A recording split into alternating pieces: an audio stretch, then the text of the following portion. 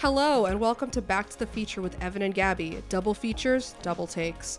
This is a podcast where we talk about two movies, one new, one older, and what makes them a good pair, and how the history of films influences the present.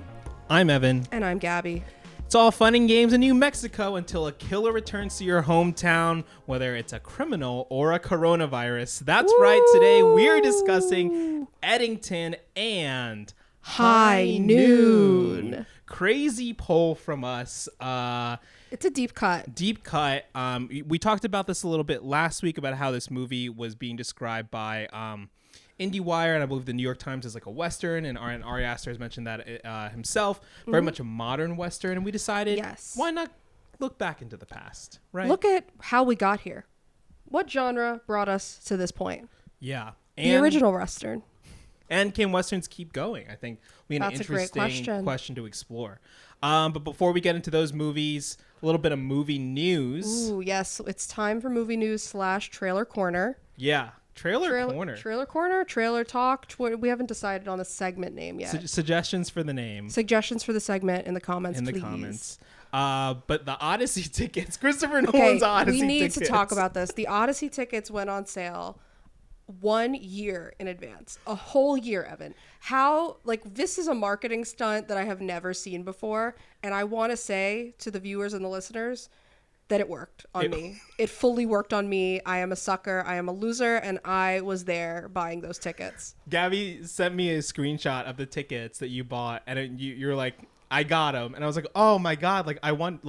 I can't believe you paid for the tickets. I guess I'm going to have to wait and maybe plebe it out because I don't know if they'll be available to me anymore. And Gabby said, you idiot. The other ticket is for you.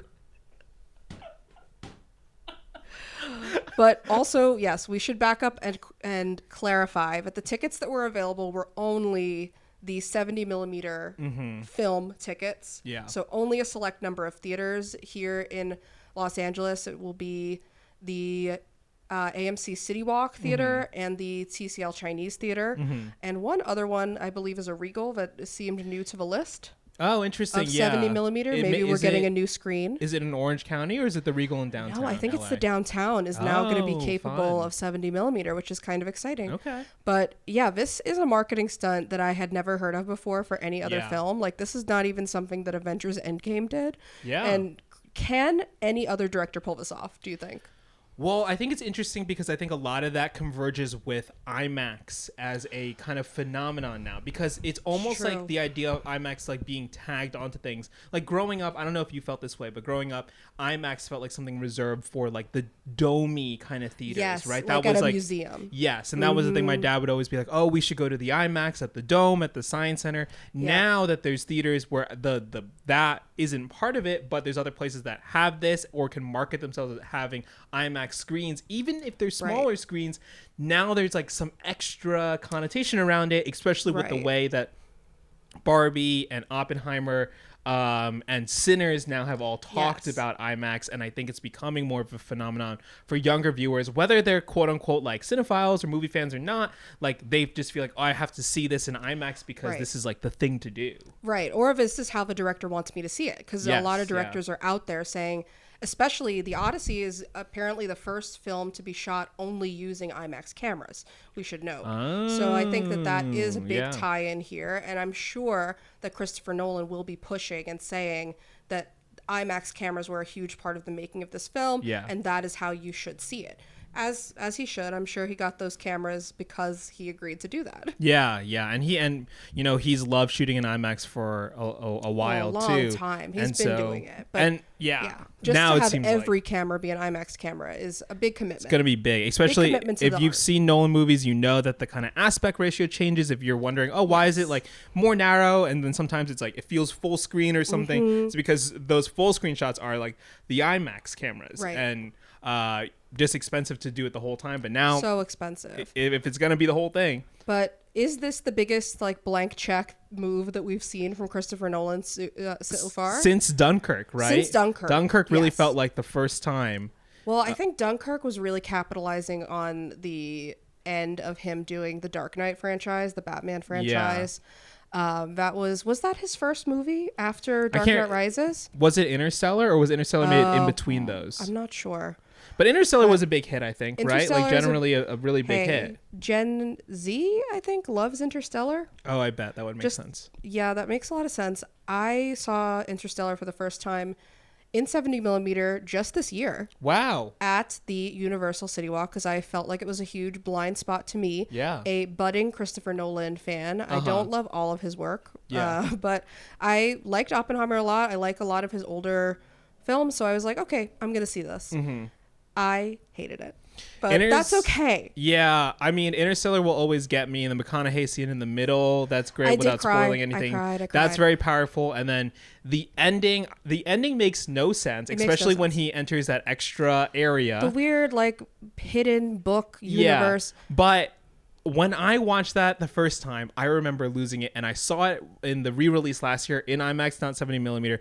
I remember just sitting there being like, oh my God, I love this so much. But watching that scene out of context, which I've done multiple times, it is straight, like, if someone were to be like, this is a parody of Interstellar, it would just be that scene. Because it is so crazy. Hey, I'm Christopher Nolan. Sir Christopher Nolan is a very meticulous filmmaker, meticulous artist. Yeah. I'm sure that he did a lot of copious research into the mechanics of Interstellar.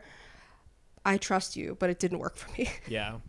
I'm sure that that's also the case with the Odyssey. I can't imagine this not being like a long gestating passion project of some kind for him. Sure.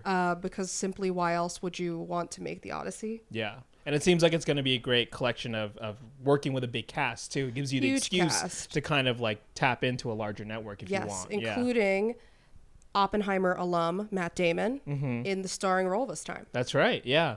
And Tom Holland, we talked about it. Can he land something through? Outside of Spider-Man? He's going to try. Those are real tears, Evan. I could tell. They didn't need to use the menthol stick for him. He's crying because he just wants to get married to Zendaya. He's like, I need to lock this down so bad for short kings everywhere. Well, on a different subject, a new trailer came out this week that I think for a movie we're both very interested in, or I can't speak for you, but After the Hunt, the new Luca Guadagnino movie starring another very interesting cast. We have Julia Roberts, Io Debris, Andrew Garfield, Michael Stuhlbarg. Love that guy. They're another collaboration from the two of them after Call Me By Your Name, because he was in that as well. This is like a movie about a campus sexual assault case. Right. Seems when I first heard the log line, I was like, we'll see how this goes. And honestly, the trailer was pretty I was like, okay, this is interesting. I'm locked in. I want to see Luca Guadagnino's Tar. Is what I'm it's kind of what I'm getting from this is like a lot of like the Tar Juilliard scene is what this seems to be wanting to emulate in that way. But I think it looks great. I think that it's Luca in a mode that we haven't seen him really yet, or haven't seen him in a long time. Like the traditional drama vein, because he did Queer last year, but Queer was not a traditional drama. And also was an adaptation of a difficult to adapt so-called novel or novella, I believe. But this is an original work. Yeah. It's a topical work, and it will play out in cinemas soon.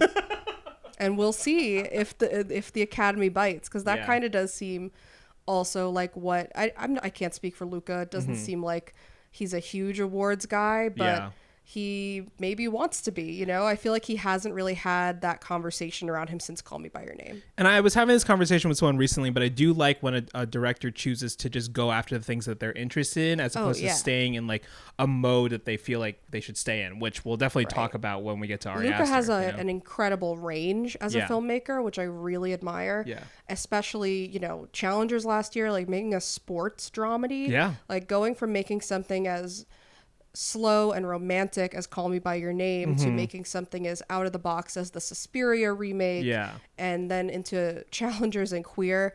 It's admirable to me as a, you know, as for him as an artist. Yeah. And I'm really curious to see where this goes. Andrew Garfield, have we seen him in a really big role like this in a while? I feel like he's been missing. He was in We Live in Time last year, which didn't make a huge splash, but he was great in it. He's always good. I feel like he just doesn't always get the meatiest parts. Yeah. You know? What did I just watch a young Andrew Garfield in? The Social Network? No. The one where they're like that. I don't want to say that because even a little oh my god, with Carey Mulligan and Keira Knightley. This is so annoying. I just watched this. It's called like not Call Me by Your Name, but it's that energy. It's like to all like. Well, usually I'm really good at just like picking up on a movie based on a cast, but Riley, do you have it? I'm trying to find it. I don't have this. Maybe you're just really bad at describing. No, the movie was interesting. I saw it as part of Bleak Week for the American Cinematheque. Oh, okay. Brag. Yeah. Okay, here we go. It's just Keira Knightley. It's about to be revealed. Keira Knightley. This is great. This is really good podcasting. Yeah. Keira Knightley, Natalie. Never Let Me Go. Never Let Me Go. I can't say that I have never heard of that. It's very funny. That's a Tumblr movie if I've ever seen one. Ooh, throwback. But speaking of very topical filmmaking, let's dive into Eddington. Yeah. It came out this week. You know, both saw it opening night Thursday here in Los Angeles. We were actually seeing it just about at the same time on different sides of Los Angeles. Yeah, I was in the Westfield Century City on the west side. If you tried to scream my name while I was trying to figure out which trash can to throw my coffee cup away to, I'm sorry if I missed you trying to get my attention. This is not like a weird... You ignored a fan? Somebody screamed, Evan! I think it was more likely a friend than a fan. but I couldn't... Are your friends not your fans? Wow, that's really gotta seeing big head shakes from Riley and Matt over here. So the answer is no. So yeah, I saw it there. I don't know how often you go to that theater, Century City, AMC. I used to frequent it a lot when I lived in Mid-City, but now I live I live on the east side now. So I don't go there very often unless it's a big opening that's only playing there. Yeah, I just happened to be on that side of town, and I figured that it was just more convenient to do it there. Saw it in one of the basement theaters. It's a theater that kind of splits where it's like up and down. And so I went to the bottom, and for that one, it sucked because I complain a lot about these things. I love going to the movies, obviously. I love unplugging for 2.5 hours. We nitpick because we care. Yeah, but the exit signs were so bright. They're so bright, just beaming me in the eyes, left, right. I was like, this is why you don't sit in row J at an up-to-date theater, because if you're that far back, you just got these two green gems just like blasting you the whole time. And Eddington is not the brightest movie. It's not a very bright movie, no. So that was like very interesting. Also, a lot of people getting up to use the bathroom in this one. And I get it's a 2.5 hour movie. It's long. It's a long one. Wow. But it's not the longest. I feel like 2.5 hours is kind of par for the course now. But yeah. How was your experience? Yes, it was pretty good. I saw it at the Burbank 16. Pretty packed theater. A lot of people were locked in though. Nobody got up I could really register. I was also sitting smack in the middle of the theater, so I would have noticed. We got Sushi Stop beforehand. Classic. Shout out Sushi Stop. Did you roll the dice? Of course I did. And I paid full price for that beer. Fuck you, Sushi Stop. Just for context, the Sushi Stop near this specific theater in LA does a thing where you can roll 2 dice if you get a certain... If you get 2 like odds, Snake Eyes or something, you pay $2 for the beer. Yeah. And I was not lucky. Also, ran into friend of the pod, Alex Morand, who absolutely refused to tell me even if he liked Eddington. He had just come out of seeing it when I was going in. Yeah. Refused to tell me anything about it because he would not influence my viewing experience. Yeah. And that is a real friend. Yeah, he knew it was going to be on the pod. He was I can't talk about it. Yeah. I told him some of our contenders and he wouldn't even tell me we were like close. Wow. I was like, based on the reporting, we're thinking about this. And he was like, Good job, Alex. Good job. The most tight-lipped man I know. Shout out to my friend Matt, who I saw online for the parking validation. Did you say hi to this one? Yeah, I said hi to him. Say hi to I said, this fan? Hey, Matt. And he said, you just got out of Eddington too? I was like, yeah. So we chatted Everybody, about that the whole team was out to see Eddington. Yeah, opening night. That's what we love to see. The real Aster heads. Yeah. Including my girlfriend, who will not come with me to every movie, but she was weirdly interested in this. Shout out. Yeah, shout out. All right, so let's get into Eddington. Eddington was released this week, July 18th, 2025. It's directed by Ari Aster. It's written by Ari Aster as well. Produced by Lars Credson and Ruark and Ari Aster himself. Starring Joaquin Phoenix, Pedro Pascal, Luke Grimes, Deidre O'Connell, Michael Ward, Austin Butler, and Emma Stone. The film is set in the year 2020, May 2020, just after the start of the COVID pandemic. It's been called a modern Western, and we clearly think that there is some truth to that. But I think it's also got a lot of elements of a conspiracy thriller and a psychological, political kind of film, Black as well as comedy almost, like a dark comedy, satire. yeah. It has a lot of layers to it, which I really admire about this. And so we'll kind of talk about this, as spoiler free as possible for a few minutes before jumping into it, because it's quite hard to kind of dissect all the layers without getting into the depth of this movie. Yes, but very, very basically, it is set in 2020. It is set during the COVID-19 pandemic in a small town called Eddington, New Mexico, and it examines the political and social turmoil by an unexpected mayoral campaign between the town's sheriff, Joe Cross, played by Joaquin Phoenix, and incumbent mayor Ted Garcia, played by Pedro Pascal. What did you think of this movie, Gabby? I really like this movie. The same. Ari Aster is back. He is so back. Some might say he never left. Riley, I see you. But Beau is Afraid, not for me. But this one, he's roaring back. And dare I say, Joaquin Phoenix is back after, I don't know, Joker 2 and a series of bad headlines about him dropping out of the movie, Todd Field movie? Yes. Yes. Yeah. I mean, and remember, Joker 2 came to him in a dream. So yep, that's true. That's true. Good to keep in mind. So he's back. He is really great in this movie. Really he good. is super committed, and I think he really fits in a way that I wasn't even sure that he fit in Beau is Afraid. And I think the movie is definitely exploring subject material that I think he must also think a lot about, which is Joaquin. You think he's? I think he thinks well, we think he's doom scrolling a little bit. Okay. Yeah, or just like there's a lot of things that we can get into about the general politics of the movie and things like that. And I do think that there is kind of a I feel like he occupies that kind of zone. I could see that for him. He's an informed citizen. Yeah, there's a lot of performativeness across all political spectrums in this movie that I think he wants to like cut through. Yeah, it's something I admire. I don't feel like this movie is out to drag any specific sect of our society. Yeah, it is here to drag all of us, and that's something that I love. I think that Aster himself has spoken about how everyone wants to talk about the politics and the like COVIDness and the topicalness of this movie, but what he has wanted to talk about a lot is the framework for the movie, which we can say it begins and ends with a shot of the same land and later the same building on that land, which is, Evan, what is it? Tell the people. It is a data center owned by a company named Solid Gold Magikarp. That's correct. It's pretty vague what this company does, but vaguely AI related. But Ari Aster has pointed out that this movie, it kind of is that part of it is overshadowed by the politics, and it is seemingly purposeful, and it is trying to distract us as viewers from what's right under our noses and what the real evil is, which is these like tech companies coming into small towns and like, for good mentality, trying to sell some kind of growth and jobs and opportunities that maybe haven't been there before.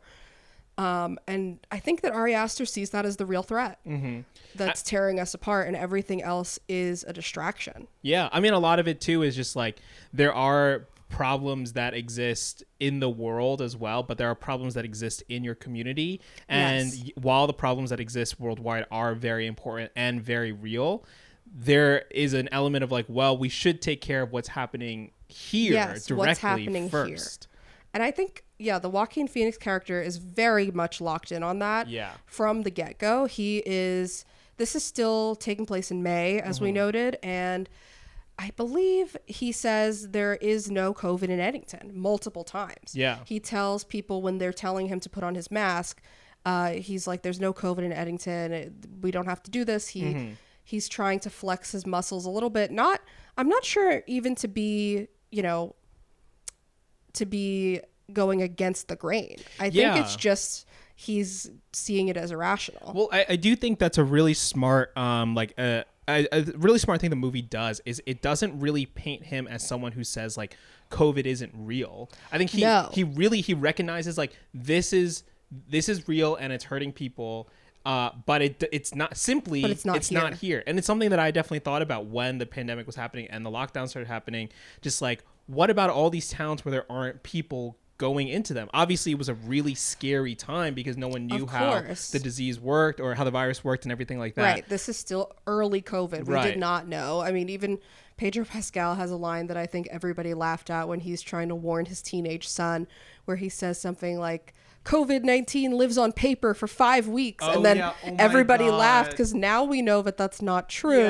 But in May 2020, we had no idea. Yeah. We simply didn't know. Was still like kind of working in production then and like having to wipe down all these services just because we like just had no idea of like how it all worked. You know? This film takes you straight back to the time when you were like ordering groceries and then wiping them down with Clorox wipes before you would put them in your kitchen. Yeah. And I'm not sure that everybody is going to be ready to go back to that time. Yeah. But I think that the movie is very effective because it commits so hard to that. And I think it's also like in a weird way, like even less about COVID than you would think. Like that's almost just like how that's just like how they have to sell it to you in a sense, because it's about so many different other things that's going on, not only in that time, but also now as society. And I think, oh my God, there's so much in it. Right. 2020 is the backdrop because it's a loaded year for a loaded movie. Yeah. So all that being said, I think all the ideas that it tackles between like COVID and kind of like performative action and conspiracies, protests, I do think everything's great. Police brutality. I've been thinking the last few days, police brutality. I've been thinking the last few days about how I'm like, does the movie need to provide answers to any of this? And I feel like, if anything, it just is like, no, this needs to be the conversation starter. This movie needs to open up the field for conversation to be had and to be discussed around these subjects, or else otherwise everyone just gets siloed off and like, you know, like I do think that is what the movie is trying to tell us, but I have read some reviews where people don't come out with that point of view. People just feel like Ari Aster is throwing his hands up and trying to incite something that is going to be more divisive for the sake of being divisive. But I really didn't get that feel from the tone of the movie. Yeah.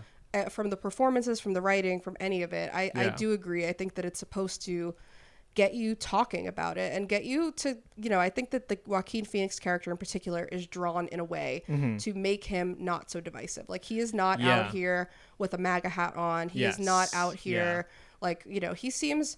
Actually, him and his wife, played by Emma Stone, seem very wary of the kind of tinfoil hat conspiracy right-wing stuff that her mother, played by Deirdre O'Connell, who is living with them in the film, is spouting to them. And she's committed.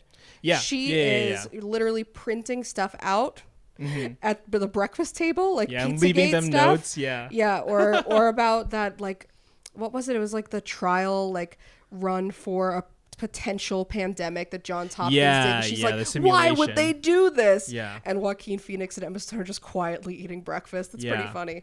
Because we all have that person in our lives, almost. We all have that family member. Yeah. But I do think it's interesting that they are very careful, Phoenix and Aster, not to make Joaquin like too far into either camp. Yeah. He's just a guy.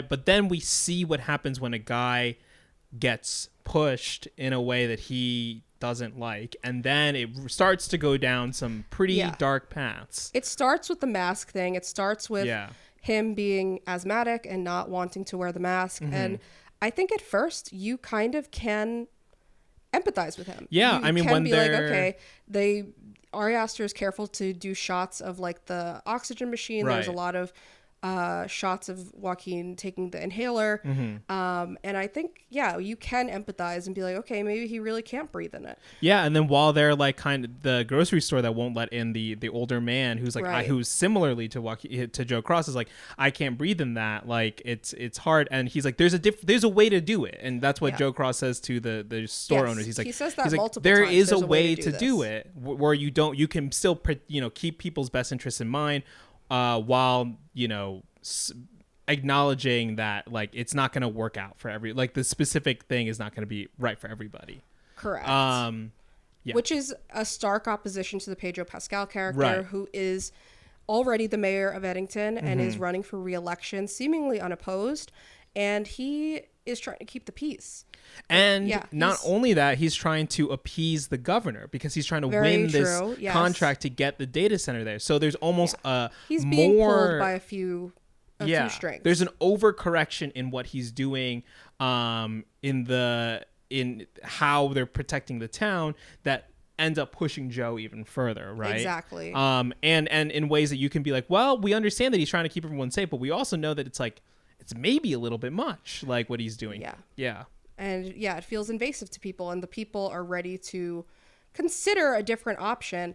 But how do we get into how that option changes without spoiling the film? I think we may have to. Yeah, I think this might be it. So if you've been listening and you're like, well, should I check out Eddington? I don't know if I want to watch this movie about COVID. It's about more than that. It's a movie that's going to challenge you for sure, no matter where you live in America or internationally. It's going to be a movie that really challenges your way of thinking, challenges like some of the ways that you maybe have responded to certain things that have happened in the last couple of years. And it's also ultimately just going to be a thriller. Like if you are watching an Ari Aster movie, if you're a fan of Ari Aster and you're watching this thinking it's going to be like a horror movie, it's a horror in a different way, and it's horrifying. Yeah. But also it is.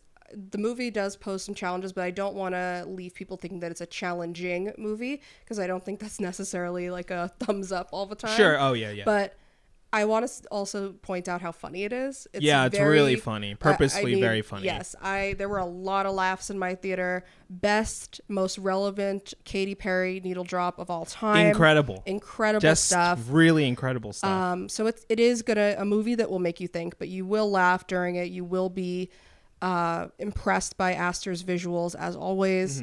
I give it a thumbs up. Yeah, me too. Check it out. So go check it out. And then come back and listen to us spoil it. Right. Because we're going to spoil it right now. Right now. Okay. There's a very specific turning point in this movie. And it is set up for us. It is broadcast right from the start. Yeah. The movie starts with, as we said, the image of that land that is going to have the data center on it. And there is an unhoused man just kind of grumbling to himself and being in the shot, just kind of walking around. And we're hearing him talk, He's not saying anything of consequence or anything, but he ends up at this bar in the beginning of the movie, right? And I think he's saying something along the lines of like, nobody listens to me, right? Or which will come back as like a theme in general. Yes, but yes, he ends up at Pedro Pascal's character, Ted Garcia's bar. Right. And he calls Joe, the sheriff, and Pedro Pascal has just kind of locked him out and is, like, this is a disturbance. The bar shouldn't be open in the first place. He's just there meeting with city council members. Yes, the bar isn't really open in the first place. But which Joe Cross does point out that this is breaking protocol, but it's kind of the first clash between them where we see the tension between them. Yeah. And I think that that's really smart, but also this unhoused man, the way that he is handled in this scene telegraphs the turn of the movie. And how is he handled, Evan? Like Joe just comes in and just basically like wrestles him out of there. It's pretty violent. It's very brute force. And there is a teenager filming it, of course, because it's 2020. It's Ted's son too, it's right? Ted's son. Yeah. So he is filmed, and it is later published, and people, mark him as a bad cop, a bad sheriff in the middle of this mayoral campaign that he's trying to run against Ted. But the turn of the movie comes back at that same bar where Joe is kind of driving through, walking past. And after protests have happened Yes. in the city because of the murder of George Floyd. Right. This is at the midpoint of this film. Yeah. There's a lot that's already happened. But he drives past this bar again. The windows are smashed. There's like an oil can or something through the window. And this unhoused man is behind the bar. Again, just drinking, just like kind of minding his own business, but also clearly very drunk, clearly disorderly. And Joaquin Phoenix shoots him. Just point blank shoots him like 3 or 4 times. Yeah. And that, I mean, that's off and running. That's kind of like, from there, Joe is a different character. Yeah. Audible crowd reactions. I gasped. I absolutely did. And the murder of 2 more characters, basically, that... Those quickly follow, but I want to say that I think it's so purposeful how this murder is handled and how we are shown immediately that Joe Cross kind of knows how to dispose of this body. Oh, sure, yeah. Knows how to, get rid of this man. And it's never talked about where this man goes because, as is telegraphed in the opening, nobody listens to him. Nobody notices that he's gone. But it does give Joe an idea of how to get Ted out of the mayoral race. But before we jump fully into that, we should step back and talk about what brought Joe to this point. Because there's a pivotal part of Joe Cross's character, and that is that he is a wife guy. he is a wife guy. To Emma he Stone. Is down bad for Emma Stone. Yeah. And rightfully so. But Emma Stone is, or her character Ruiz, is being influenced by her mother, and they attend. Is it a rally? Is it a gathering? Yes, or like a speaking event held by a character played by Austin Butler. Yes, named Vernon, and he is very clearly, to us, the audience, a cult leader. Yeah. He professes that he was abused as a child, that he was taken by the government and experimented on and sexually assaulted. All of these things that... Even in the scene where he is describing what happened to him to Joe, Louise, and Louise's mother, even Louise's mother, the conspiracy theorist, doesn't seem to totally be buying it. Yeah.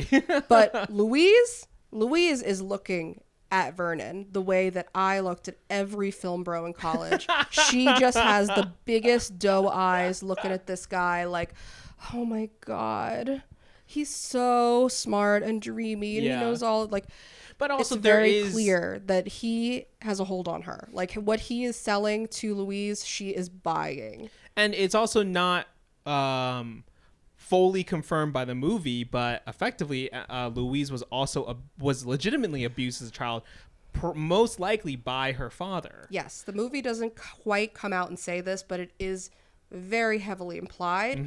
And I think that the turning point of what ultimately causes Louise to act on that trauma is Joe having a disastrous town hall after these riots, it's not a riot, it's like a botched display of like protesting, but also some people coming in and the way that it would actually be, which I appreciated, where there were people demonstrating very peacefully, and then there were people there who were trying to purposely stoke the flames of that peaceful protest. Right. So not quite a riot, but it is a botched kind of protest assembly meeting. And then Joe has this horrible town hall where there was only like 4 people there, but he records it and he tries to say that Ted is a rapist and that he raped Louise as a teenager and got her pregnant and all of these things. And that is seemingly the tipping point for the Emma Stone character. Yeah. And she is out. He literally goes home. I'm like, was that the tipping point? Because Austin Butler shows up really fast.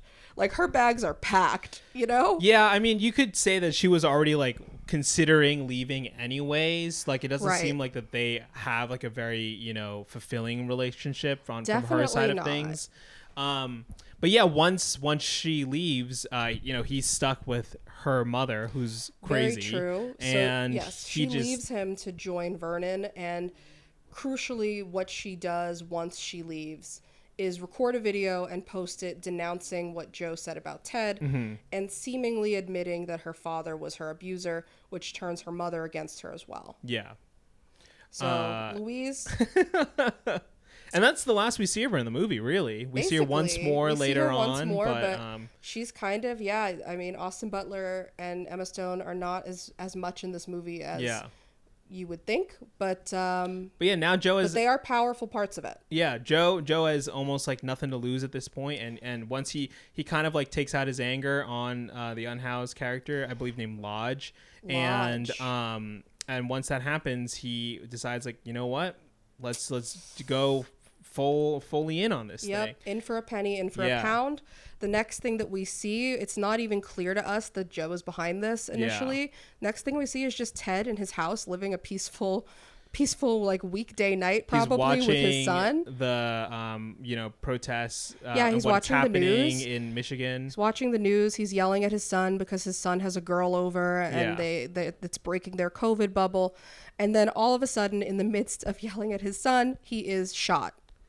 Yeah. Just like from behind, like straight through the torso. That was, such a while. And like, because you don't really know what's going on, I remember just like, I think everyone is like that meme where the like sitting up meme. Like, the whole theater was like, what? But and then it gets worse because his son like hears that his words are cut off and comes running, and his son is shot. Yeah. And it doesn't look good. And you realize now that you're like, any like sympathy you had for Joe kind of like goes out the window, right? It's like out.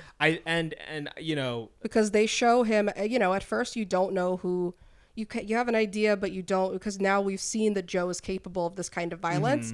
But then you get the confirmation. You get the slow like reveal over the gun that it's Joaquin Phoenix's face. Did you think there was a subplot in this movie where Ted Garcia's son was interested in this girl. This girl, Sarah, I believe her name was. I can't remember. She was funny. I was laughing. She had me rolling. White feminism, performative stuff. Very much. But also in a way well-meaning, well-intended, but like as you would expect, taken too far. But she was somehow romantically linked to the young black police officer Michael. That didn't really add up to me, but I suppose we're supposed to believe that Michael is right out of high school, or shortly out of high school, and that this was maybe his high school girlfriend. I thought that the age gap was a little much, but maybe I was just thinking too literally in terms of how old that actor probably is. Did you think that Michael was the one who shot Ted? Never. Okay. For some reason, there was the subplot. Basically, they were trying to make him jealous, and there's this other character who we'll talk about a little bit more later, Brian, who is like becomes like a young kid who kind of like stokes the flames in certain ways. Brian. I'm terrified that my future son will be a Brian. I just want this on record right now. I mean, I think that's something that that's a theme that we haven't even touched, but just like how kids are affected by social media now and what they choose to do. And just how they're influenced by current events and what the algorithm presents to them about current events. In this movie, it's still Twitter, still the Bluebird Twitter, not X. Period piece. But if you want to be known or famous, you should be doing XYZ things. Yeah, but also another element that I hadn't even thought of is that Brian is trying to impress a girl. Yeah. So he's just trying to get into Angela Davis books because that's what Sarah's into. And who among us would not probably in high school? I mean, and then we see that go a very different direction later on. But after this turning point, the movie just becomes like a thriller, right? Just kind of like an action thriller. And it is leads up to this huge Western kind of standoff with the twist. Yeah. But yeah, I think that Ted's death comes very abruptly for a reason. Yeah. And it was also great because I was like, oh, thank God, because Pedro Pascal was already not in this movie a ton. I'm glad he's not in it more, just because he's just in everything right now, and everyone's like, Pedro's too overexposed. Hey, he's working, and more importantly, his agents are working. Sure. His agents standing up for the working. agents on Back to the Future pod. That is not what I'm doing. I'm just saying that he has a good team. No, he's got a great team because I do appreciate the variety of work he's done this last year. Anyways, but yes, this last half of the movie was so wild. Joe double crosses Michael, basically plants this stuff on him, tries to blame everything on him. The Pueblo police officers that we haven't even really talked about, the indigenous Pueblo police officers, which at first you're like, thank God that they have come into the picture. Yeah. Because you're thinking the Pueblo police officer is the only one that finds like the shell casing from Joe's gun. And you think, oh my God, thank goodness somebody is going to figure out that Michael is not responsible for this double murder. Yeah. But also, I'm not going to lie, I was having, the scene where Michael is seemingly being framed and being arrested by Joe and, the other deputy. I was having some, like, have you ever seen the alternate ending to Get Out? Oh, yeah. I was like having that kind of flash where I was like, oh my God, is Ari Aster going to do this? Is he going to show us that this is how the system works? Right. And I'm really glad that he did not go in that direction. Mm-hmm. But the other direction that he goes in, I'm not sure that I really am so on board with either. Yeah. It goes from, like one swing to another. And it's hard to explain. So I'm just going to say that Michael is broken out of jail, the town's one single holding cell, by Antifa. By Antifa. Who, I mean, it is like kind of sprinkled in throughout the movie, just in various news clippings that, there's Antifa rioters and stuff, like people, you see it on the screens in the movie, but they are not like a really pivotal part of it until you don't know who broke Michael out and what's going on. And then all of a sudden, they find him and he's standing in the middle of like an open field surrounded by gasoline. And it's like, what is going on? Basically use him as bait to get the rest of the police, the only other two police officers in town to go out there. Right. And then a huge action set piece ensues after Michael is... after the three of them are blown up, basically, Michael somehow survives. Michael does survive. Does Joe. The younger police officer, who's definitely secretly very racist. Yes. Yeah. Blown to bits. But I was very impressed by this sequence. I thought that it was thrilling. I thought that it was propulsive. I thought that almost everything about it made a lot of sense. I can't stop thinking about the shot where Joe is running, and you understand why this now feels like this, like, helps put an end cap to like the Western beat, right? This is the last shootout of the Western, and you see Joe running in the town after he goes into Gunther's like gun supply place. I loved that. And the shot where the camera is like turns and then he turns, you know what I'm talking about, and just this long single take. Yeah. It also just like to me perfectly replicates this movie where it's like people are looking for problems or reacting to problems that aren't there for them yet, and they're not concerned about the immediate, which is that there's a guy hiding in the shadows ready to take him down. But he is just like so paranoidally looking. Yes, and it's just done all over the place so well. The shot feels so much like, hey, it's a shot, but it also just feels so well slotted in that moment. I loved it because I'm with him in that moment. I'm looking over his shoulders. Mm-hmm. I am anticipating that somebody is going to jump out from the shadows and take me down. Yeah. It's very riveting as a sequence. And how does that sequence fare for Joe? Evan? Joe, basically one of the Antifa members comes out and stabs Joe just straight in the head after they go back and forth, but it just lands straight into his skull. And who's there to save him? Who comes out to save Black Lives the day? Matter Brian Eddington, who comes out filming with a pistol, and he fires at the Antifa member. He takes down the Antifa guy, and Joe is like laying there seemingly lifeless, but Brian excitedly is like, Sheriff Cross, I saved you, and is filming the whole thing. And when he goes to the hospital, we get these blurry sequences from Joe's POV. And you know what I think actually saves him is that Joe has COVID in that moment. Didn't click till right now, but you can hear the people in the ambulance being like, "Oh, he's got a temperature. Right. We've got to send him to this." But they're like, "No, he's basically gone." It's like, "No, we have to try. It's protocol because he has a certain temperature."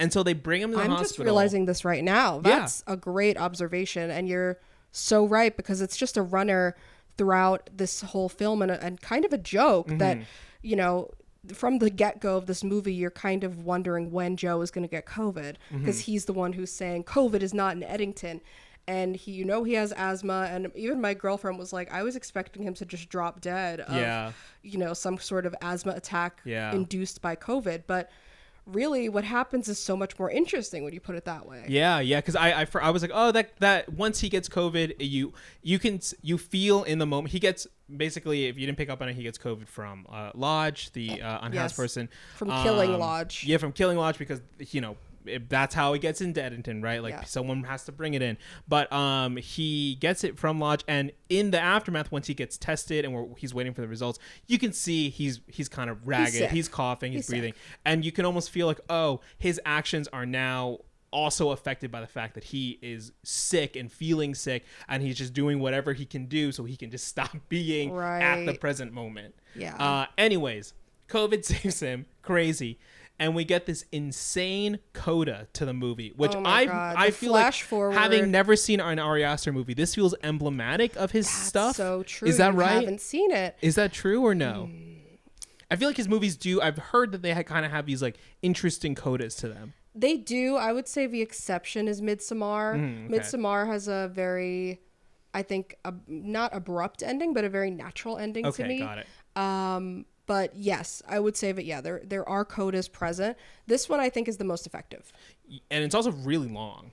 It's quite long. In there. I was like, wow, we're in here much longer than I thought we'd be. Yes, it's quite long, but usually I'm really not a fan of a coda in a movie. But this one really encompassed a lot of what's happening in present day today. I believe it's only supposed to take place a year later, but it felt really topical to right now.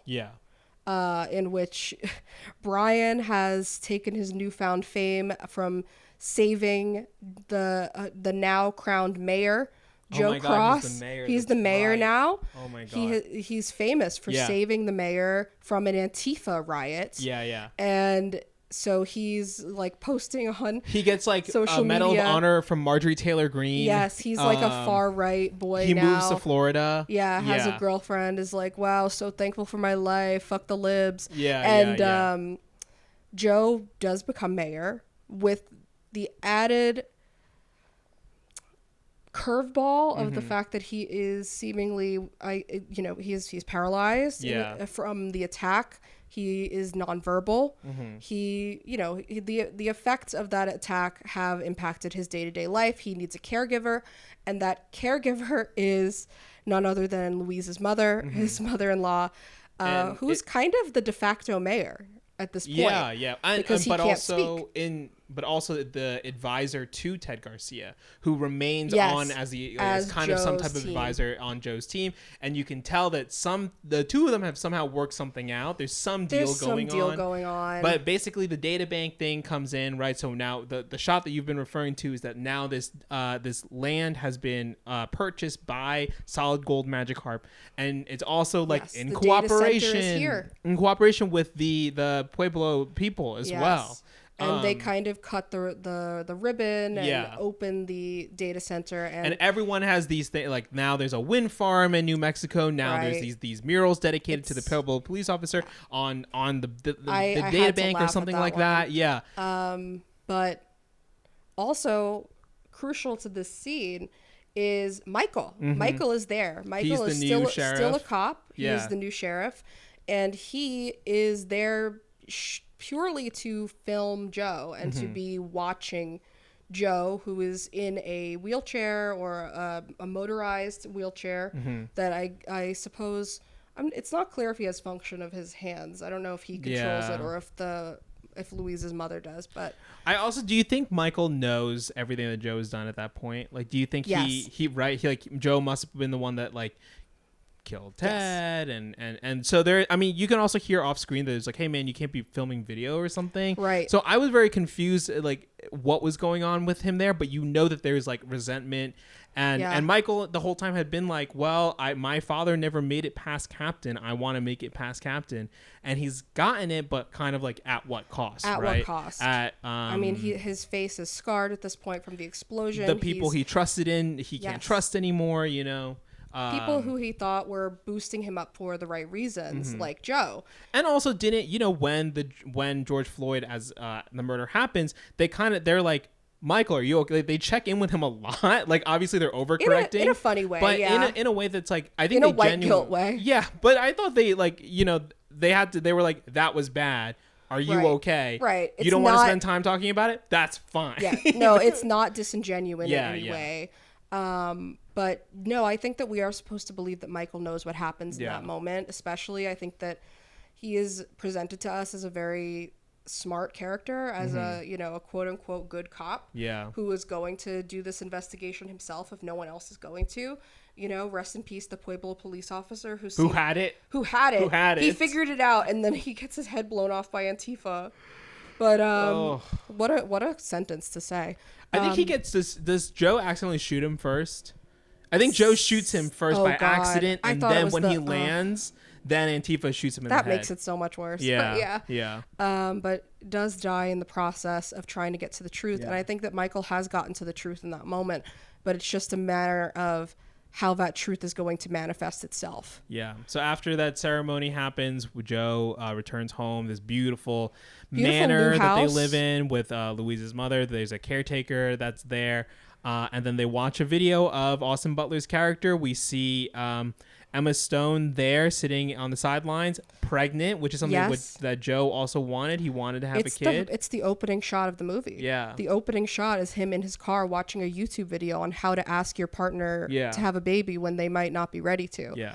So we know that he wanted a family with Louise, and we know based on one very tender scene between them that they do get before Louise takes off, that Joe did know the truth.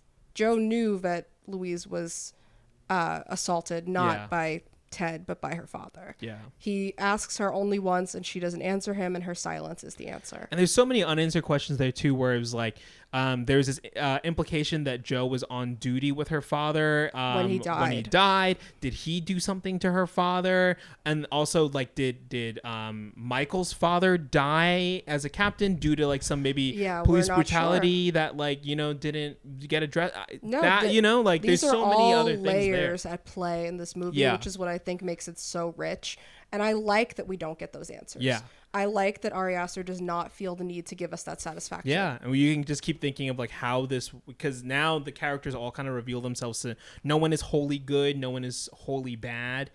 There's this weird gray area that a lot of these characters live in, that we probably live in as human beings, but like due to, you know, a certain way, like everyone has to like be very vocal about their opinions, right? Whereas like this movie's asking you to kind of like think about your reactions to things and how what things are real or not. Right. It's your reactions versus the actual impact that it has to you. Yes. And yeah, I think that scene is quietly very devastating. Him realizing that not only is Louise never coming back, but she is having the life that he wanted to have with her with somebody else. And then we get a real great capper on Joe's story where he is tucked into bed by his caregiver. Yeah. And Louise's mom crawls into bed next to him. And you have this moment where you're like, oh, are they like lovers? Is that what's happening here? And then the caregiver strips his scrubs off and gets into bed next to Louise's mother. And you're like, oh, I see what's happening here. And poor Joe kind of can't do anything. Yeah. I mean, you say poor Joe because of the situation, but also he's done some bad shit. Yeah. And then we see the data center all lit up at night. What do we see before the data center? It's a very important scene. We see Michael practicing once again. Yeah. This is a runner throughout the movie, practicing shooting with this certain kind of rifle, certain kind of assault rifle, that, you know, but I suppose, I mean, I guess anyone could buy, but a police officer would have. Yeah, and specifically the one that Joe used to kill Ted earlier. Correct. Yeah. And I think the implication is that he is someday thinking about killing Joe. Yeah. As revenge. Yeah. And I just want to put it out there. I don't want that movie.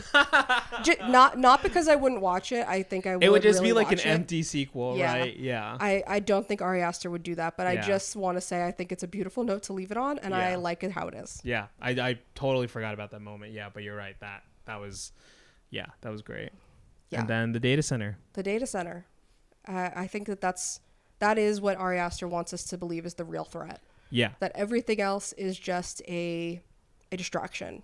For, like, everything else that is trying to tear us apart from our communities, from our neighbors, from, you know, people that we love, is just kind of distraction. It's just kind of noise compared to what the real threats here are. And we're helping the real threats along the way by either ignoring them or assisting them in ways that we don't even know. Right? Exactly. Yeah. We're all complicit, I think, is a key takeaway of this movie. And I think that a lot of films have tried to get that message across, but I think few do it as well as Eddington ends up doing.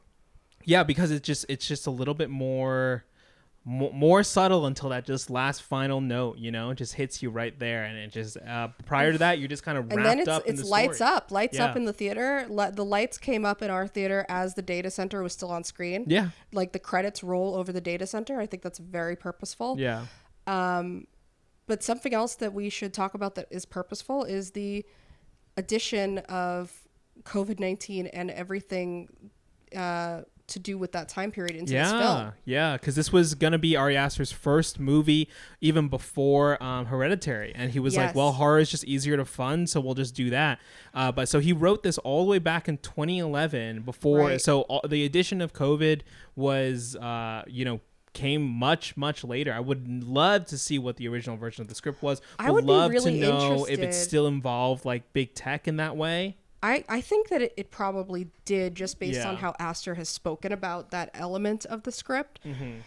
I would be curious to see that version, but I think that the COVID elements and the 2020 impact on this film is such a pivotal part that I kind of can't see the movie without it now. Yeah, it just adds so much. I mean, the way we describe COVID as a backdrop, it just adds so much of those things to it, right? Like these real world events that we can kind of set our lives against, and also like look at ourselves in that way, and then see how the movie is like treating these like bigger threats that again are not related to the immediacy of what's happening in the community. Exactly.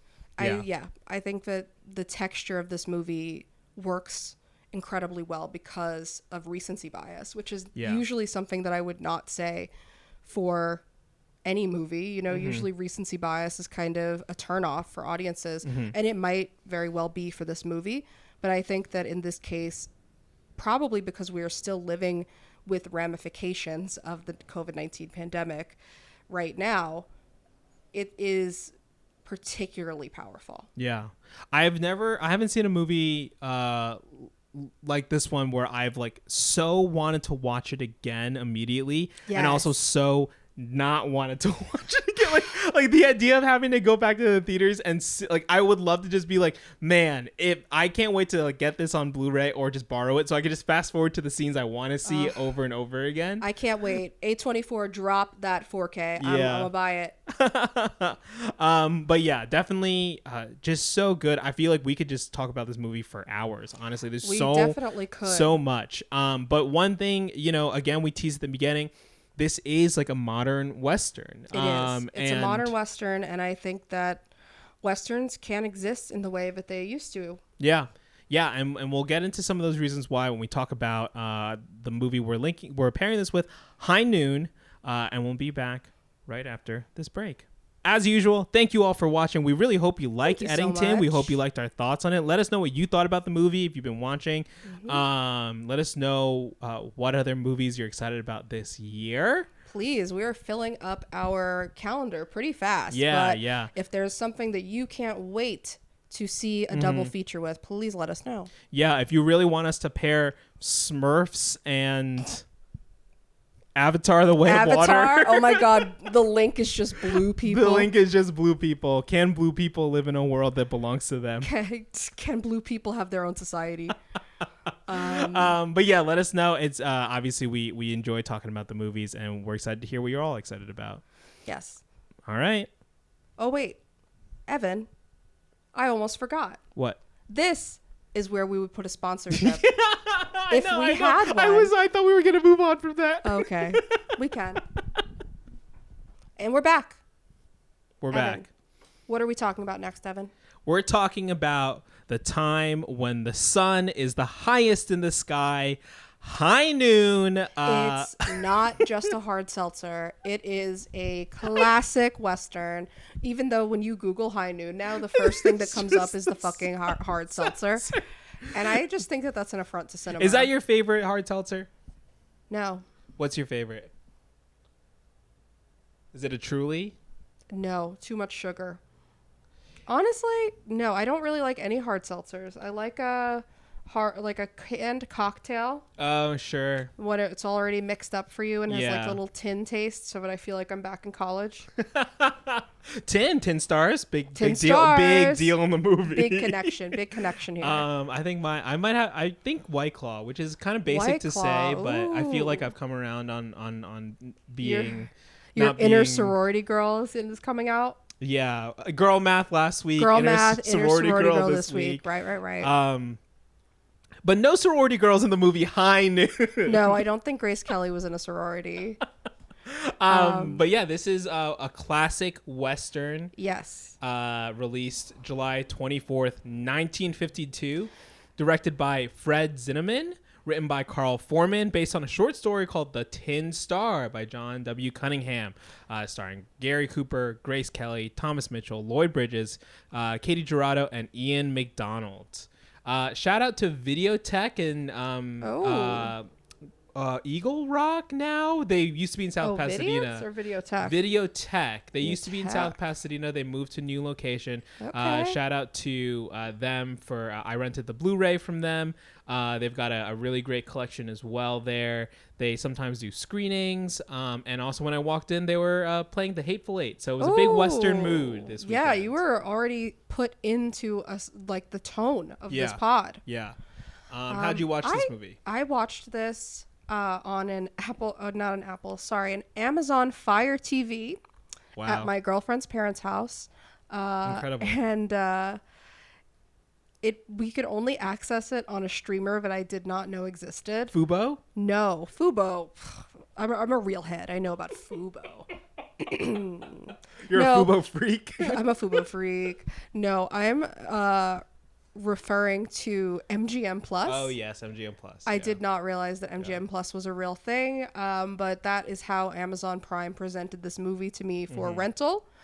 So we watched it, and honestly, it looked great. I was expecting it to look pretty condensed and like streamer quality, but it looked really good. That's great. Yeah, I feel like when the connection's good, the connection's good, And, it was firing. That Amazon Fire TV was firing.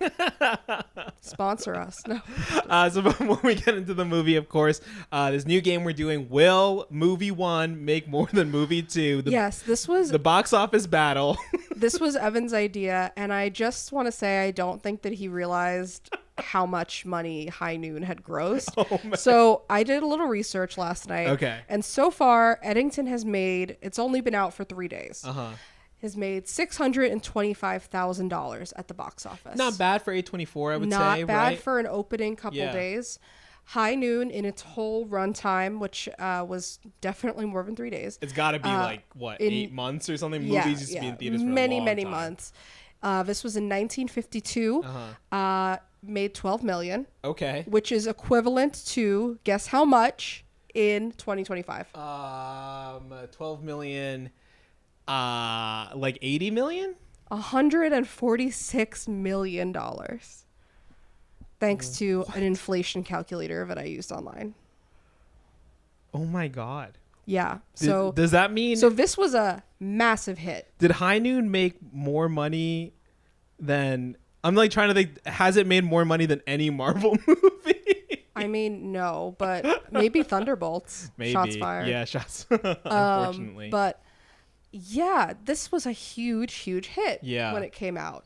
And I mean, I think a big part of that was the stars. I mean, Gary Cooper was in so many Westerns. He was a Western star. He was an icon of the genre. And Grace Kelly was Grace Kelly. Yeah. So I think Star on the rise. Star on the rise. But I mean, even from the get-go, I think people were going to see movies for her. It was part of her appeal. But yeah, this was a very complicated film when it came out. Yeah. It was received in a way that was not like, you know, the box office would have you think it was a glowing reception. Right. And I think that the right heads prevailed, and like it is a classic of the genre and of all film. I had to study this film. It was the first film that I watched when I went to USC for grad school. Oh, wow. Okay. I had a wonderful professor there, and this was the first movie he showed us to break down the screenplay of. Wow, and, that's so interesting. Oh my great God. class. Shout out to Irving. Yeah. But I mean, I watched it in undergrad in film school, but it was one of those screenings that we went to college together. Yes, we did. We had a class where you would have to go to screenings at night. You do a lecture in the morning and you do a screening at night. History of Film 1. Yeah, so this was one of those that towed the line between film 1 and film 2. I forget which one it was, but oh my God, I remember they would probably just like play DVDs for us, and which at a time when we would just pop in and when DVD. we went to college, like DVDs were still like fine to watch, but DVDs are really edge. bad quality. It really ages and us now. so I was like, when I saw the pristine quality of this, the Blu-ray I had, I was like, wow, this movie looks great. It's also great that like schools are considering it, and not only because, you know, it's a great story and I'm sure a really good screenplay as well. Most of the movie takes place in real time, which we can talk a little bit about. Yes. But also, I think works really well as a kind of allegory of the time that it was produced in. Very much so. Which I think is another fun link to Eddington, you know? Yeah. Right. No, these are both very much movies of their time. And I think that they will both stand the test of time for film history ones to come. But yeah, do you want to tell the people a little bit why High Noon was so controversial? Yeah, so High Noon was kind of seen as, I believe, it was part of like the Red Scare, right? Right. The house of writer, the screenwriter had been under investigation for McCarthyism. Yes, in the past. The director was very vehement that was not in the film purposefully, but you know, we can kind of read into it what the real world events were, even if they weren't as intentional as Ari Aster may have been with Eddington. But some things are just, it's inescapable. You can't see one and not think about the other. 100%. And yeah, I just think like the way the main character, and just seeing the way the movies, both of them feature main characters who are like so dedicated to their mission, their towns, their communities. Should we just get into what this movie is about as well? Let's just tell the people. Yeah. If you haven't seen High Noon, obviously a high recommend for us. We had both seen the movie before. Yeah. But this is notably Evan's first on the board pairing. Yeah, that's true. This was an Evan choice, and I think it was a great choice because this film, much like Eddington, centers on Will Kane. He is the sheriff of this small town, and he starts the movie getting married to Grace Kelly's character and hanging up the tin star. Yeah, about to leave this town that we hear repeatedly from people in the town that he made livable. That he cleaned up this town from crime and from rogue Western cowboys like the film's antagonist Frank Miller, who we'll get to. But he's about to hang up the spurs in the first scene of this movie. He's married man. He's gonna run a general store with his wife, who he keeps calling a Quaker, which I think is really funny. Like, he doesn't say like, "Oh, my lovely wife," my Quaker wife. Yeah.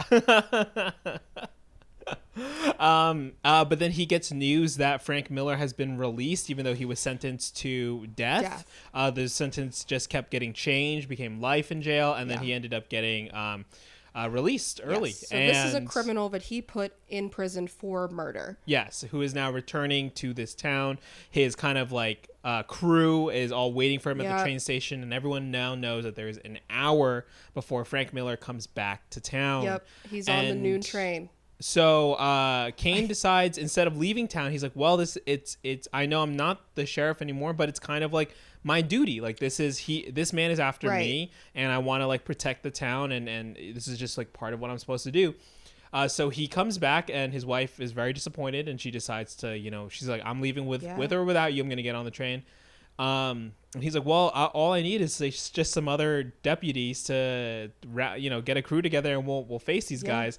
I guess at some point he also had a lot of deputies, just like Joe Cross. Yeah. And also at some point they all left or got fired or something. We don't really hear what happens to the deputies in Eddington or High Noon, but there is a prominent deputy in this film that is kind of anti-Will Kane. And as we'll find out, even though he had such a nice send-off, other people are too. And he ends up having a hard time getting a crew together within this real-time hour. The movie almost keeps to a real hour of Kane going around town trying to round up a crew. And there are different reasons why people won't come to his aid, whether it's because they think the town was more interesting when there was like these criminals around, or they were bringing business in, or that the former sheriff, his like mentor, was just like, well, what's the point? You do this, and you put them in jail, and they come back out, and you just do it all over again. Yes. Why are we doing this? It's a comment on the system, but they're working for it, and it gives an insight into why maybe that sheriff ended up stepping down, and maybe why Kane is stepping down in a certain sense. But we don't really feel until the end of the movie, but just talking about the real timeness of the movie, I think, is a brilliant choice in building up the anticipation, the suspense for Frank's arrival. And just, the way things go wrong in this hour for him, you really feel in his headspace by the time we get to that critical moment when Frank steps off the train. Yeah, and the guys are also there's a lot of like shots of clocks in the movie. So many shots of clocks to remind you like how time is changing. And then there's also a the theme song is repeated over and over again, which also adds to the kind of like time effect. That song's a banger. Okay? Yeah, it is really good. It's a fucking banger.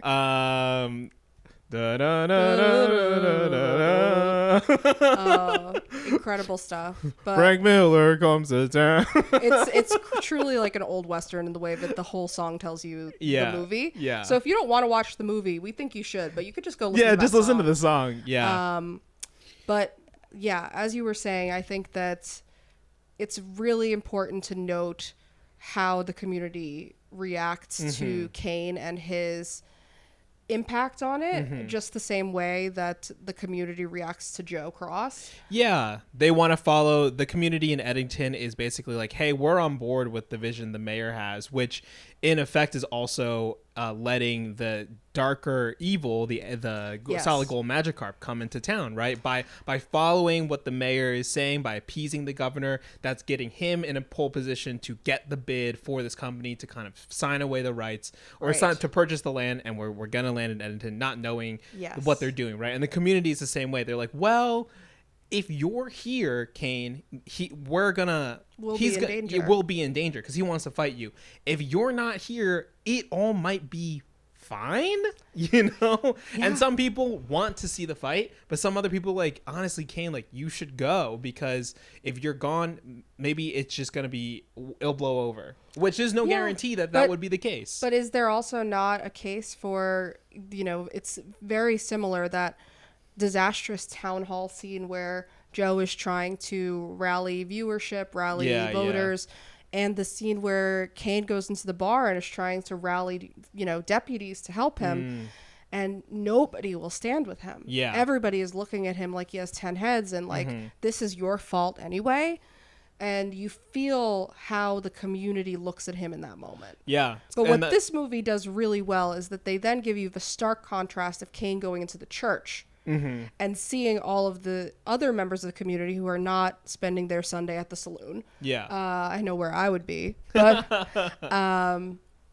but the church members seem to really respect and be loyal to Kane for cleaning up the town. And there is mention, speaking of solid gold Magikarp, there is mention by the pastor of this town and by, I believe, the mayor of this town, that they are expected to get more business. Yes, more, from the north too. Yeah. And that if this fight were to break out and make it into the news and stuff, it may drive those kind of forces away that would better the town. Which Kane has already spent his career making it a livable town. And now he's not going to get to potentially see the outcome of that either. Because of his presence, which is a great, which is ironic, but also, I think that both films having this overarching, unseen, looming presence of another outside force is very clear and very powerful, very palpable. Both in the north as well as Frank Miller too, right? Frank Miller just hangs over the whole movie. That by the time he shows up, you can't. I don't know. I'm like a little let down because I'm like, he's just a guy. He's just a guy that kind of looks like Luke Wilson. So true, and it really is kind of like. They say Frank Miller so many times. And the song says it so many times. They by the time he shows up, you're like, well, I guess this is Frank Miller. I've heard so much about him. Who would if High Noon was made in 2025? Who would be playing Frank Miller? Who would the reveal be? I guess it depends on who Kane is, right? But who would? Yeah, who's Kane? Is Kane Matt Damon? Ooh. Or Clooney? I feel like Kane is too Damon is too Boston. You need a Western reading guy. I mean, it could be Timothy Olyphant, right? That's an easy. Oliphant. Yeah. That's a good call. So Kane is Timothy Olyphant. And Frank Miller is. It's just Walton Goggins. It's just Justified. No. That would not be interesting for the pod or for the world. Pedro Pascal. I don't know if Pedro could do like a full villain turn. You know what would be crazy if they remade this movie and they brought in a canceled actor for Frank Oh my God, Miller. It's Armie Hammer. It's Armie Hammer. Yeah. Oh my God. Reprising his role from what was that bad movie he did? I mean, there's tons. Which one? Yeah. What's the Johnny Depp movie in the West? You know what I'm talking about? Oh my God. It's the really Native American insensitive one? Yes. That he is in. Armie Hammer is in. Isn't it called like Bighorn or like? It's something like that. It's I'm gonna find out right now. No, it's I think it's an old franchise. I think. Anyways, who other frantically googling Armie Hammer? Other people who could be Frank Miller. The Lone Ranger. The Lone Ranger. There it is. Yeah. Okay. Yeah. I mean, that would be certainly a jump scare. Yeah. To have like a really a face that you are not expecting to see. Yeah. The Josh Brolin could be good. Josh Brolin could be good either role. Yeah, really. Absolutely. Yeah. And hey, Jeff Bridges, did you know that that's his dad in this movie or his grandfather? Frank Miller? Perhaps? No, the deputy. Kane's deputy. What is it? Like Pell or something, yes, right? Yeah. Played by none other than Lloyd Bridges. Oh, interesting. So that's that cool. would be kind of a natural progression. Yeah. Jeff Bridges, call us. Yeah. We have a pitch. Yeah. Oh man, that's cool. Anyways, yeah, I think that Frank Miller hangs over this movie in a really foreboding way. 100%. Maybe in a way that only COVID hangs over Eddington. Yeah. As the looming threat. Yeah. But yeah, when he does show up, you would say anticlimactic. I would say that it just gets very real. But like this is just a person. Yes. You know, yes, like they great talk point. about him as if he is this horrifying force of evil throughout the movie, and that we only hear bits and pieces of all the havoc that he caused, all the crimes that happened when he was in town before he was imprisoned, and we know that he went to prison for murder. So we know that he's not a good guy. But then you see him and you kind of realize, oh, he is just a guy. Yeah, he's a guy with a gun. Yeah, and more specifically to take away from the traditional Western symbolism, he's a guy in a white hat. Yeah, that's true. Kane's in all black in this movie. Yeah. And traditionally in Westerns, the guy in the white hat is the good guy. You ride off into the sunset with the cowboy with the white hat, just like us. But you do not want to get into a fight with the cowboy with the black hat. Yeah. But, in this film does subvert a lot of traditional Western tropes and traditional Western iconography, including that of Gary Cooper himself. Gary Cooper, he is playing the hero, but he is also kind of an anti-hero in this movie. Yeah. He's fighting for his town, but against the wants of this town. This town, as you mentioned, comes to the conclusion that he should just leave. Yeah. Like, that if you're not here, maybe there won't be a problem. And what does Kane decide to do but stand his ground? And, against the wishes of the town and his Quaker wife. Yeah. And honestly, like, you could see an argument for leaving, right? Because, like, absolutely. Because but I see his argument also for staying. Yeah. Not only does he feel responsible for the town and for bringing this man back to it and the danger that he poses, but also Frank Miller could find him anywhere. That's true. He's thinking ahead to, the life that he wants to have with his new bride, and thinking, what's to stop Frank Miller from showing up in whatever town that we end up in, coming into our store and shooting me up. There's also the other element of it too, where he had kind of refused to, or it's not 100% clear, but it's like the other deputy is not being promoted to be the sheriff, right? Which leaves the town very, very unhappy about that. Yeah, and it leaves the town undefended for a full day. If Kane is to leave, and they're waiting for the sheriff to come in town the next day. He feels a traditional sense of responsibility that I think a lot of Western heroes do feel to their town, to their land. But I think that the way that he goes against the town's wants, it does make him an instant anti-hero. And similar to Joe in a sense, like there's definitely a contingent of the town that agrees with at least some of the thinking that he's putting out there. Well, yeah, because also again, in the beginning, Joe's not a bad guy. He's just trying to say some of us can't breathe in masks and we still need our groceries. Yeah. Which is, on its face is something that any reasonable person can be like, okay, maybe. I understand that concern. And I think that Kane has a lot of those concerns too. If I'm not here, who will defend you? And, the people in that church are saying, you don't have to defend us if you're not here. But what happens anyway, Evan?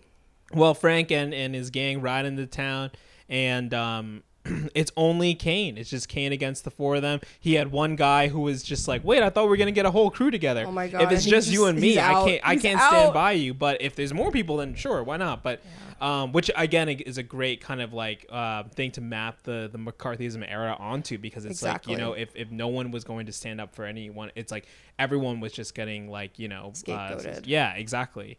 And so you get this really powerful scene of Kane like crying for a second in the office because he's been so let down, and then he sees the young boy who comes in and is like, hey, I'm ready to fight, like I'll fight with you, and he's like, poor kid. and he's like, no, you're too young, like you can't get involved in this. And so it's a great moment of realizing that this town that he gave a very large part of his life to has let him down, but also a reminder of why he is fighting for them in the same scene. And seeing, and I'm sure it must have been probably impactful to see like the leading man like cry on screen. I'm sure too, men didn't cry in the 50s, as we know. And so it's he decides to walk into town. He walks, and at first you think he's walking by himself, that he's going to he's like, this is it, but then he does consider running away. He does, which I think is real. I think again makes him a human being. I think it does kind of show a crack in that traditional macho Western iconography of a leading man, a leading cowboy who doesn't show emotion, who doesn't show fear, who doesn't, who never would stop in the face of a showdown. And I think it makes Kane that much more compelling as a character.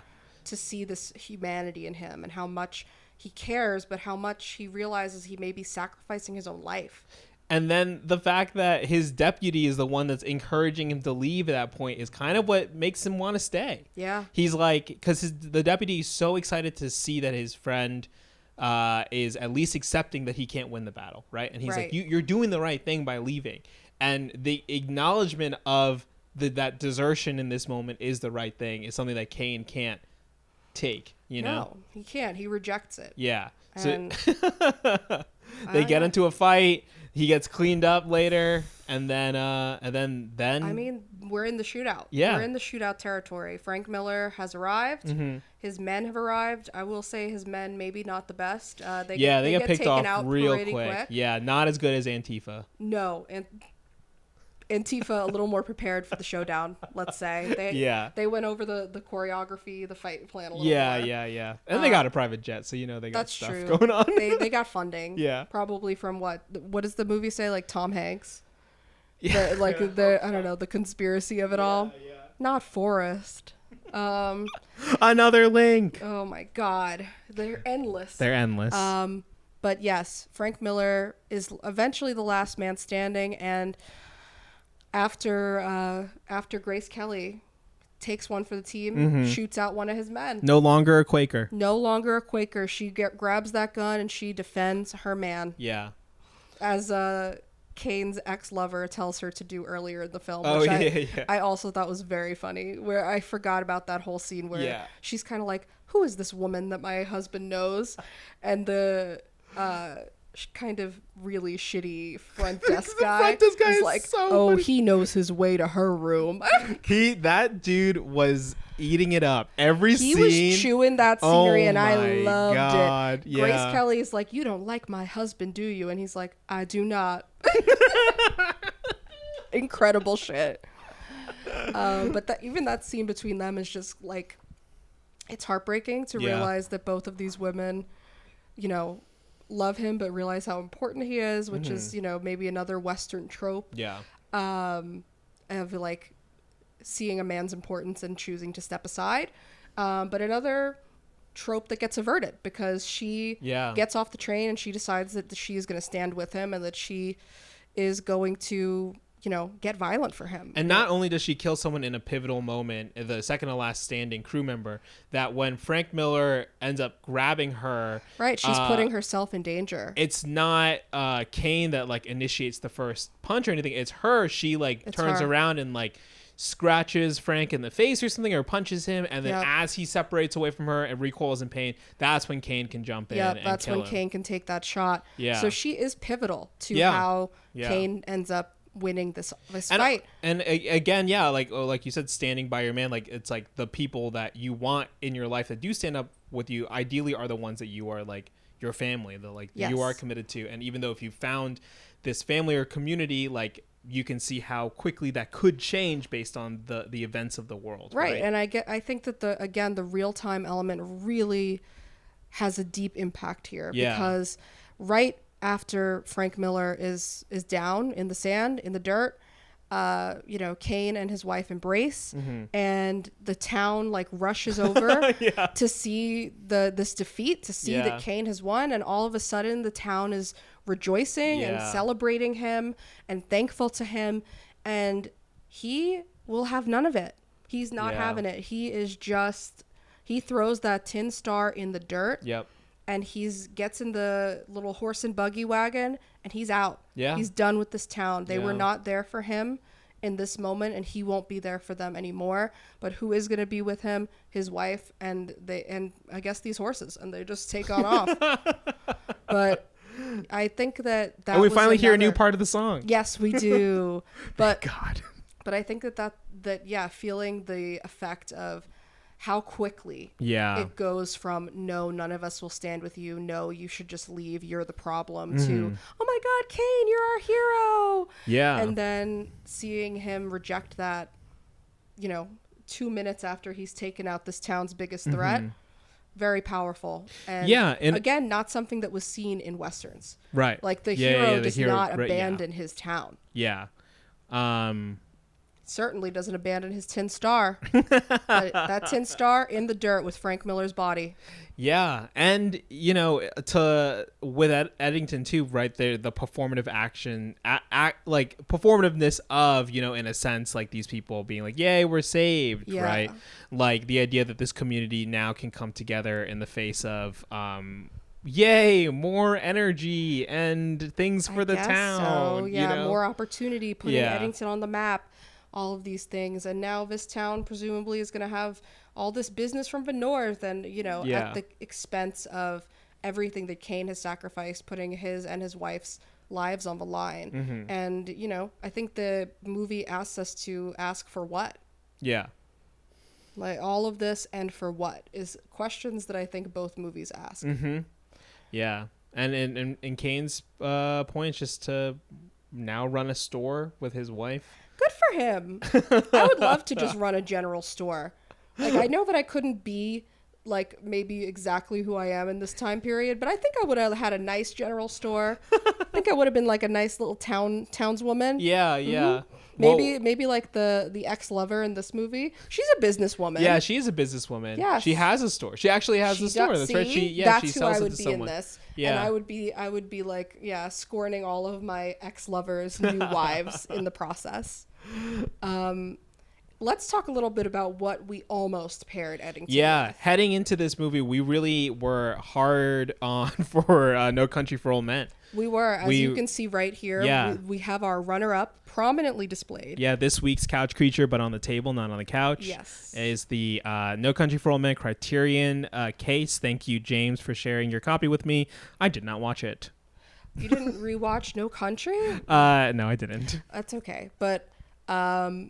But No Country was on our list as a modern Western to pair this with. I think initially, too, was thinking maybe there'd be more face-offs directly between Pedro and Joaquin Phoenix, like their characters pitted more directly at odds, and the movie obviously goes into many, many different places. Yeah.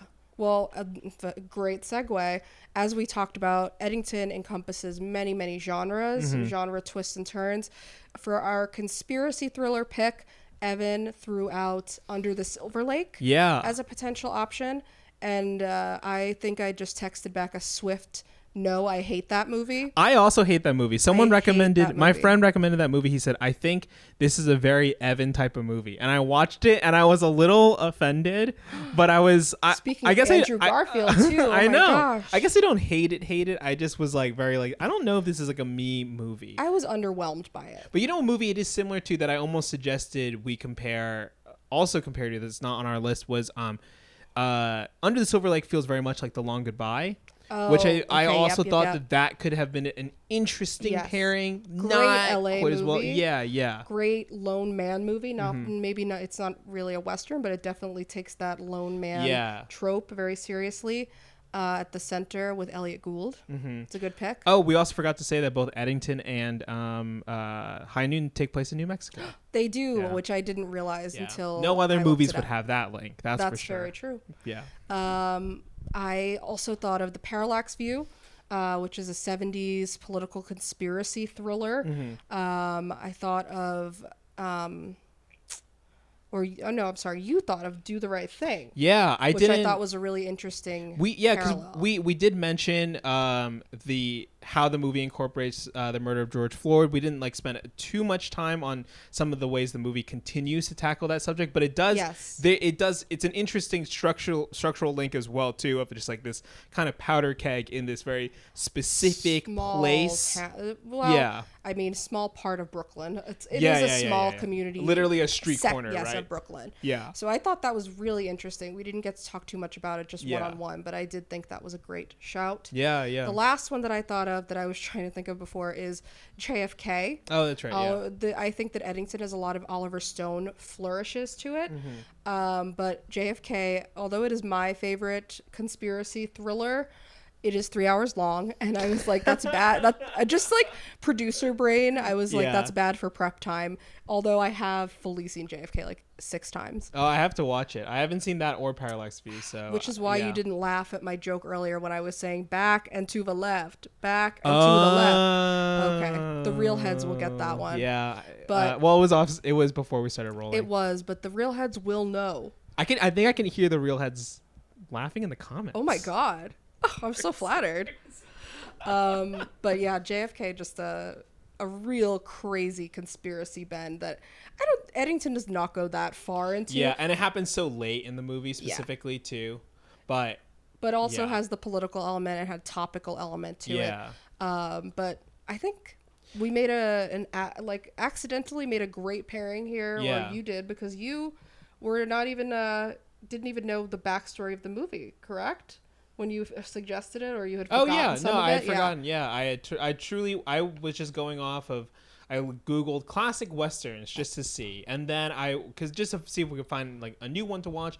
And then when High Noon popped up, I was like, oh yeah, there is this interesting thing about the community letting him down, and like this man who was on a mission, and who will go the full length to prove that he's on the right side of things, and how that plays out very differently in both cases. Man of justice, men of law and order. They call Joe Cross that in one of the videos that gets. Oh yeah. I think the video that Pedro Pascal's son takes, it's like law and order sheriff. Oh yes. Gets in like a violent attack. There's a lot of winks and nods in Eddington, and I saw them, Ari, and I will see them when I watch Eddington again. We hope that you will watch Eddington and High Noon as a double feature. If not, check out our Letterboxd for a list of our alternate pairings. Something that I'm starting up on our Letterboxd is a list of all the movies that we considered with each entry. Oh, very fun. Yeah, I can't wait to throw some of mine on the previous entries as well. Yeah, there we go. Keep it moving. we could have a whole film syllabus going on. That's true. Wow. Incredible. Maybe someday we too will teach Film 1 at Emerson College. I was going to say, skip Film 1. Just go to the Letterboxd. Well, that is it for us today. If you're listening to us on audio, please leave a review or a comment.